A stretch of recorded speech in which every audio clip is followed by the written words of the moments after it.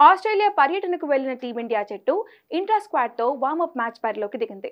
భారత్ ఏ టీంతో బ్యాటర్లు, బౌలర్లుగా విడిపోయి మ్యాచ్ ఆడింది. పిచ్ పేసర్లకు అనుకూలంగా ఉండటంతో భారత బ్యాటర్లు ఇబ్బంది పడుతున్నట్లు సమాచారం. ఇక పెర్త్లోని WACAలో ఈరోజు ఉదయం కేఎల్ రాహుల్ బ్యాటింగ్ చేస్తున్నప్పుడు గాయపడినట్లు వార్తలు వస్తున్నాయి. కుడి మోచేతికి బంతి బలంగా తాకడంతో ఇబ్బంది పడ్డాడు.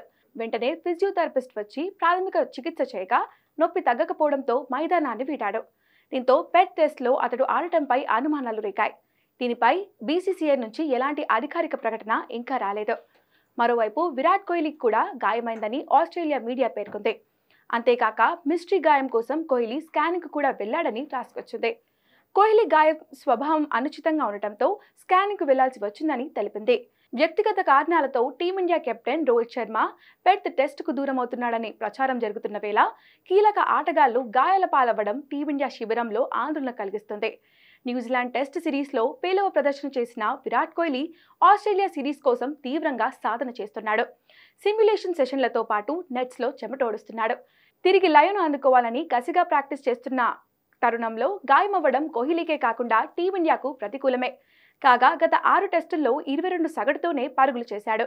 అయితే ఆస్ట్రేలియా పిచ్లపై కోహ్లీ సగటు 54.08గా ఉంది.